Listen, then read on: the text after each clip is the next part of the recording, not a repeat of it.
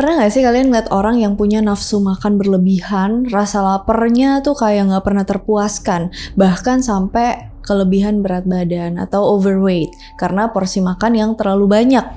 Nah, kalian perlu hati-hati nih geng, karena mungkin aja orang itu udah dikuasai sama iblis Beelzebub, salah satu dari 7 iblis neraka yang mewakili dosa gluttony atau kerakusan. Pastinya ini familiar banget di telinga kalian, terutama yang udah dari lama ngikutin channel aku atau yang pernah nonton video aku yang bahas tentang 7 Deadly Sins dan 7 pangeran neraka. Jadi 7 pangeran neraka itu persimbolan dari 7 dosa besar. Makanya kali ini aku akan memfokuskan per 7 pangeran neraka ini atau 7 iblis ini, dan sekarang adalah Beelzebub. Jadi langsung aja kita masuk ke videonya.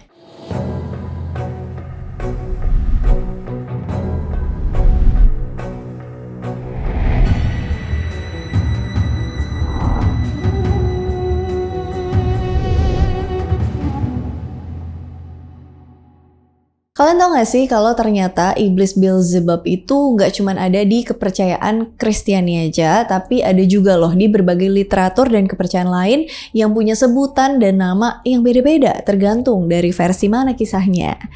Meskipun versinya ini beda-beda dan gak 100% sama, tapi masih ada kemiripan yang bisa kita tarik benang merahnya. Oke, kalau gitu langsung aja kita bahas mulai dari versi paling terkenal yang diambil dari agama Abrahamik. Versi agama Abrahamik. Menurut versi Abrahamik, nama dan julukan Beelzebub sendiri lumayan banyak.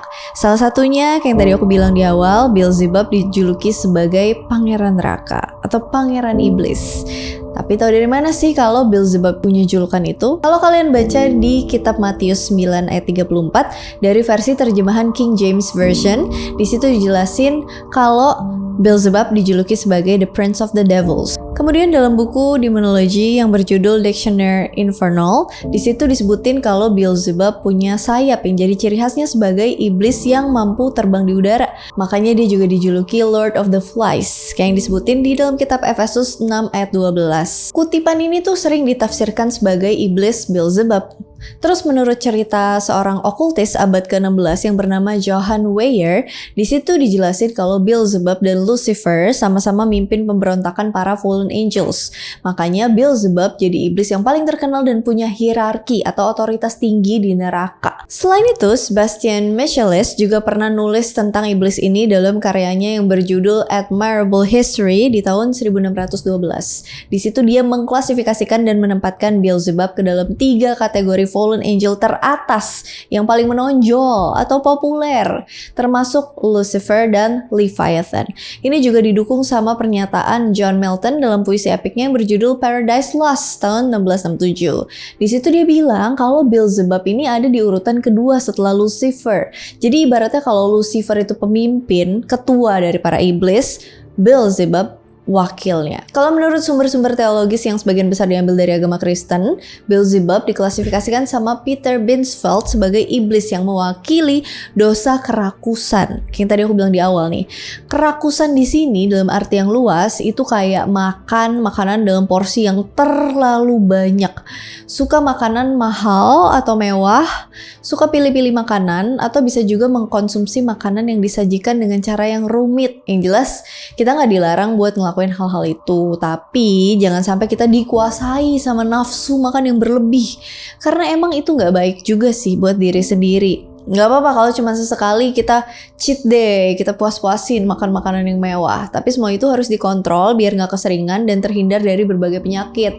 Jadi buat kalian yang suka makan banyak, silahkan sedikit atau perlahan-lahan dikurang-kurangi biar nggak diincar sama iblis ini. Itu dia klasifikasi Beelzebub yang mewakili dosa gluttony atau kerakusan menurut Peter Binsfeld. Tapi menurut pendapat ahli lain, klasifikasinya beda lagi nih. Misalnya Sebastian tadi yang nganggep iblis ini mewakili dosa kesombongan. Terus menurut Francis Barrett menegaskan kalau Beelzebub mewakili penyembahan berhala. Contohnya di kitab Perjanjian Lama dalam 2 Raja-Raja pasal 1.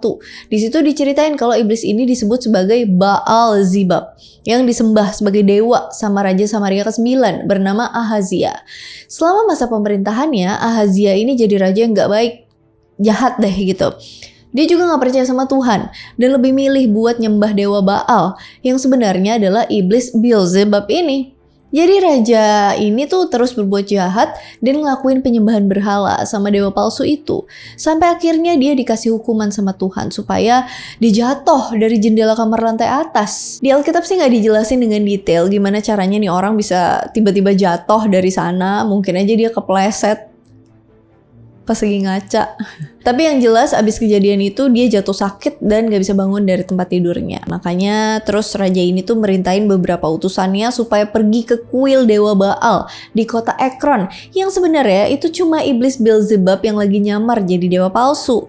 Tujuan mereka pergi ke sana sebenarnya buat minta petunjuk biar raja mereka bisa disembuhin dari penyakitnya. Tapi pas di tengah perjalanan, para utusan itu dicegat sama Nabi Elia. Di sana Nabi Elia ngelarang mereka buat ngelanjutin perjalanan. Kemudian nyuruh mereka buat balik untuk ngasih tahu ke Raja Ahazia supaya jangan minta petunjuk ke Baal Zebub, tapi harusnya dia datang dan minta pertolongan ke Tuhan. Dari kisah ini makanya Baal Zebub dikaitin sebagai iblis yang merepresentasikan penyembahan berhala. Kalau misalnya kalian penasaran sama arti nama Baal Zebub ini, sebenarnya menurut bahasa Ugarit, Baal itu artinya dewa atau penguasa, sementara Zebub artinya adalah lalat. Jadi secara keseluruhan Beelzebub berarti dewa lalat. Sebutan ini emang sengaja dipakai buat ngejek orang-orang yang nyembah dewa palsu karena lalat tuh disimbolin sebagai hama dan pembawa penyakit. Makanya dalam karya Dictionary Infernal di sana Colin de Plancy mengilustrasikan bentuk Beelzebub yang mirip kayak lalat. Intinya, menurut tradisi Kristen, lalat tuh dianggap sebagai salah satu hewan yang membawa dampak negatif. Bahkan bisa juga jadi bencana yang serius, kayak yang tertulis di Keluaran 8 ayat 20-32. Yang nyeritain tentang tulah keempat berupa lalat pikat buat menghukum Fir'aun dan seluruh tanah Mesir. Makanya di perjanjian lama, iblis Beelzebub ini sering dihubungin sama lalat.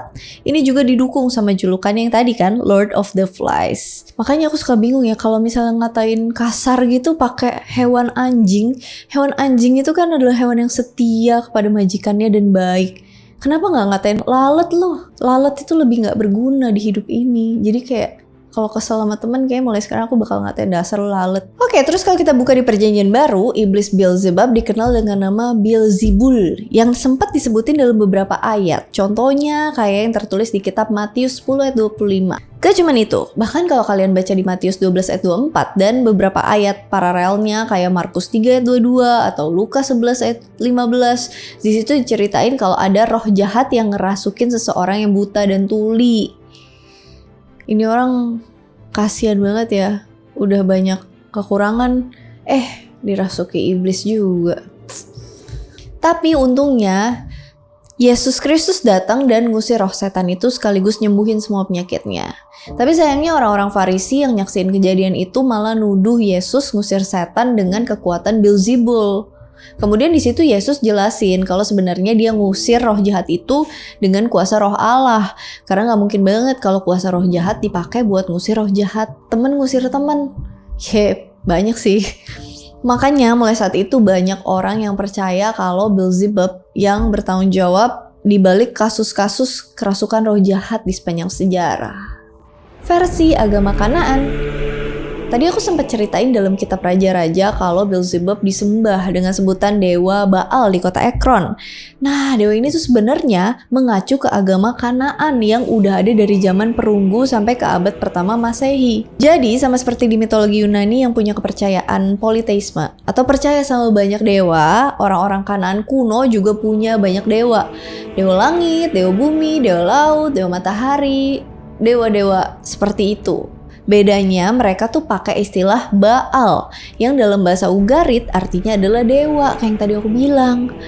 Kalau bahasa Inggrisnya kan God, kalau bahasa Jepangnya kan kami. Nah, dalam bahasa Ugarit itu Baal. Tapi Baal ini tuh istilah buat dewa-dewi tertinggi. Contohnya Baal Hadad yang dianggap sebagai dewa langit, badai, guntur, dan kilat. Mirip-mirip Zeus ya di mitologi Yunani. Baal Hadad juga punya julukan yang beda-beda. Contohnya Baal Zephon dan Baal Syamin. Terus ada juga istrinya si Baal Hadad, namanya Baalah, Dewi Baalah. Nah, ini tuh dewi tertinggi menurut kepercayaan Kanaan kuno. Kalau di mitologi Yunani, of course, Hera. Terus juga ada salah satu dewa tertinggi lain yang bernama Baal Hamon yang dipercaya sebagai dewa kesuburan. Nah, para dewa tertinggi ini tuh tinggal di istana suci yang ada di atas gunung Zephon. Mirip-mirip nih sama Mount Olympus. Ya, segala kepercayaan itu pasti punya sisi-sisi kemiripan. Versi mitologi Yunani. Nah, barusan kan aku singgung ya beberapa kemiripan Baal sama dewa-dewa yang ada di mitologi Yunani. Tapi ada juga salah satu dewa Yunani yang secara eksplisit sering dihubungkan sama iblis Beelzebub dari kepercayaan Abrahamik. Nama dewa ini adalah Miagros, yang juga dijuluki sebagai dewa lalat. Mirip kan sama Beelzebub? Tapi kenapa kok Miagros ini disebut sebagai dewa lalat? Nah, jadi zaman dulu lalat dianggap sebagai hewan yang paling berbahaya. Hewan serangga, lalat serangga gak sih? Serangga yang paling berbahaya dan mematikan karena ini jadi sumber penyakit dan bunuh banyak manusia. Terus di zaman itu gak ada yang namanya dokter atau rumah sakit buat ngerawat orang-orang yang terkena wabah penyakit. Makanya lalat disebut sebagai serangga yang terkutuk karena bisa nimbulin kematian massal. Karena itu, Zeus ngutus dewa Miagros buat ngusir lalat-lalat yang bawa wabah penyakit. Mulai saat itu orang-orang pada berdoa dan minta pertolongan sama dewa ini supaya para lalat gak hinggap di makanan mereka ataupun nularin wabah penyakit.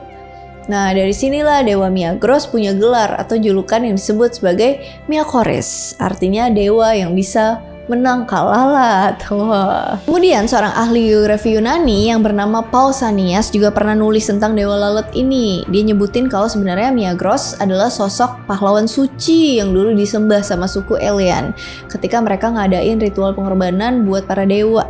Jadi orang-orang saat itu ngasih pengorbanan berupa buah-buahan, minuman, daging, dan berbagai makanan lain buat dipersembahin ke para dewa Yunani.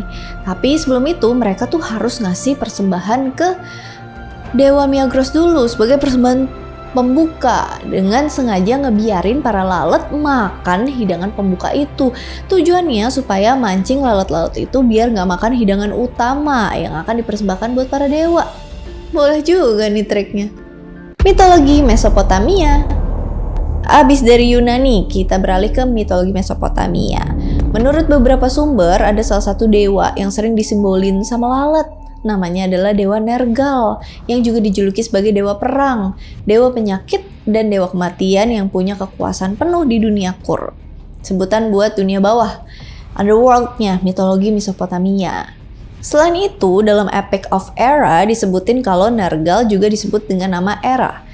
Di cerita ini Nergal jadi dewa yang jahat banget karena dia bawa berbagai malapetaka kayak nyebarin wabah penyakit dan mimpin pasukan roh jahat buat ikutan perang sampai akhirnya terjadi kekacauan di mana-mana. Sebenarnya masih banyak banget kisah-kisah kayak gini di berbagai mitologi. Intinya sebagian besar ngejelasin kalau lalat dianggap sebagai serangga yang membawa malapetaka dan dampak negatif, nggak ada positif-positifnya. Kalau menurut kalian sendiri gimana? Setuju nggak kalau lalat dianggap sebagai persimbolan dari iblis? Tapi yang jelas Beelzebub ini nggak kalah populer dari Lucifer yang referensinya ada banyak banget. Baik di film, video game, novel, komik, anime, musik, dan berbagai budaya pop lainnya. Yaudah gitu aja tentang Beelzebub. Kalau misalnya ada yang mau ditambahin, ada yang mau di-request, ada yang mau dikoreksi, monggo silahkan komen di kolom komentar. As always, thank you so much for watching. I hope you guys like it and I'll see you again on my next video. Bye. Ini orang kesian banget ya, udah ada ngomong apa?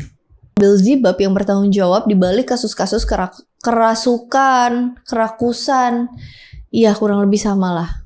Terus adanya roda tiga roda.